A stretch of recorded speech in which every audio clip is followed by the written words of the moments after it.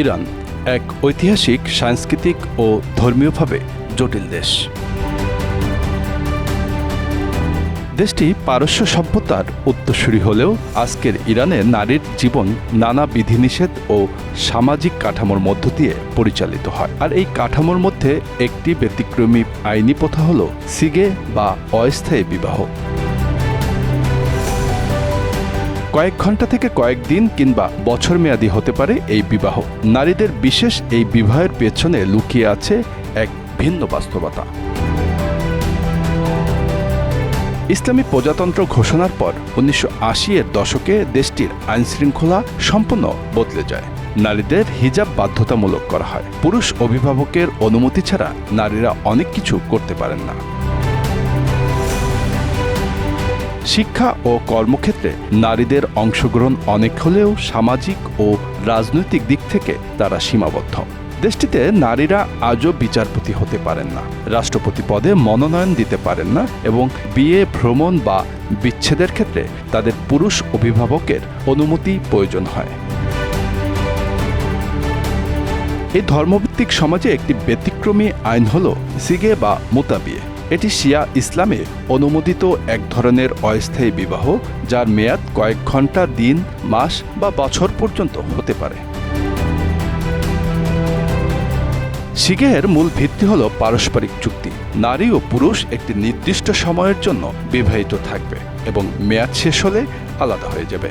সন্তান জন্মালে সে পিতার সম্পত্তির উত্তরাধিকার পাবে। এই প্রথার মূল উদ্দেশ্য ছিল ভ্রমণরত পুরুষদের জন্য যৌনতা বৈধ রাখার ব্যবস্থা। অনেক আলেম বলেন এটি ব্যভিচার প্রতিরোধের একটি উপায়। কিন্তু বাস্তবে এই প্রথার অপব্যবহার হয় নারীদের প্রতি শোষণ হিসাবে। অনেক দরিদ্র নারী, বিশেষ করে একা থাকা নারী ও শরণার্থীরা এই অস্থায়ী বিবাহে জড়িয়ে পড়ে শুধু জীবিকার জন্য।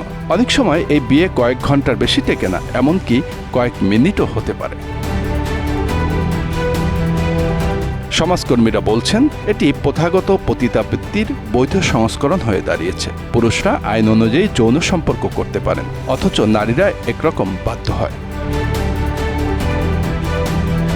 সিগে বৈধ করতে কোনো আলেমের অনুমতি নিতে হয় না। পুরুষ ও নারী নিজে থেকেই ইজাব ও কবুল উচ্চারণ করে চুক্তি করতে পারে। তবে অনেক সময় পুরুষেরা শুধু মৌখিকভাবে বা গোপনে এ চুক্তি করে, যার কোনো নথিপত্র থাকে না। ফলে নারীরা অধিকাংশ সময় ক্ষতিগ্রস্ত হয়।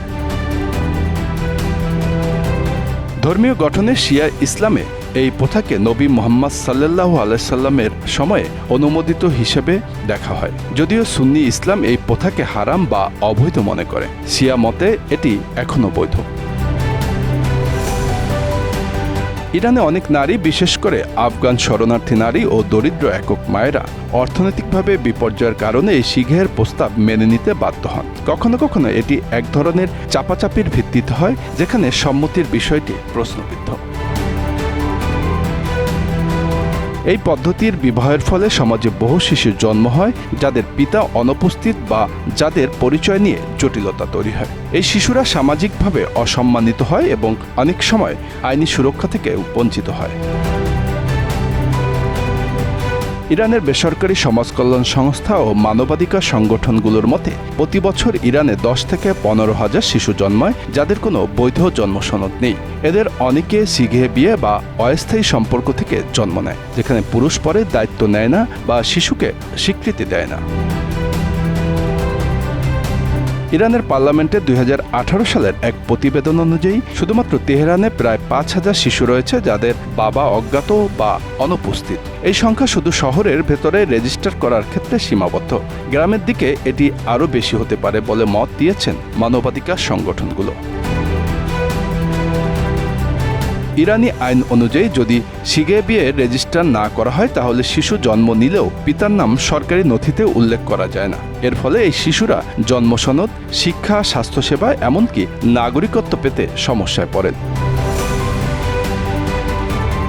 ইরানে শিশু অধিকার নিয়ে কাজ করা সংস্থা society for protecting the rights of the child SPRC এর 2021 সালের রিপোর্ট অনুযায়ী বিয়ের বাইরে জন্ম নেওয়া শিশুদের সংখ্যা এবং তাদের সমাজে গ্রহণযোগ্যতার হার কমে যাচ্ছে।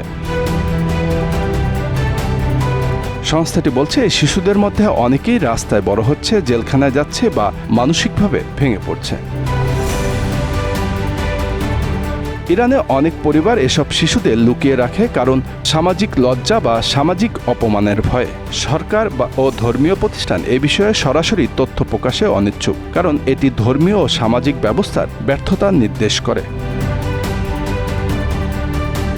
সিগে বিয়ের সামাজিক ফলাফল শুধু ব্যক্তিগত পর্যায়ে সীমাবদ্ধ নয়, বরং এটি ইরানের ভবিষ্যৎ প্রজন্মের জন্য এক বড় চ্যালেঞ্জ তৈরি করছে। অননুমোদিত শিশুদের এই সংখ্যা শুধু মানবিক সংকট নয়, বরং রাষ্ট্রীয় ও নৈতিক এক প্রশ্নচিহ্ন। বিভিন্ন মানবাধিকার সংস্থা এই প্রথাকে ধর্মের নামে আইনি পতিতাবৃত্তি বলে উল্লেখ করেছে। নারী অধিকার সংগঠনগুলো বারবার এই ব্যবস্থার অপব্যবহার বন্ধের দাবি জানালেও সরকার বা ধর্মীয় প্রতিষ্ঠানগুলো এটিকে এখনও একটি বৈধ ধর্মীয় চর্চা হিসাবে দেখেন। নারীরা আজ ইরানে শুধু এই প্রথার বিরুদ্ধে নয়, সামগ্রিক দমন নিপীড়নের বিরুদ্ধে লড়ছে। 2022 সালে মাহসা আমিনির মৃত্যুর পর পুরো দেশব্যাপী হিজাব বিরোধী আন্দোলন ছড়িয়ে পড়ে। সেই আন্দোলনের মূল স্লোগান ছিল নারী, জীবন, স্বাধীনতা।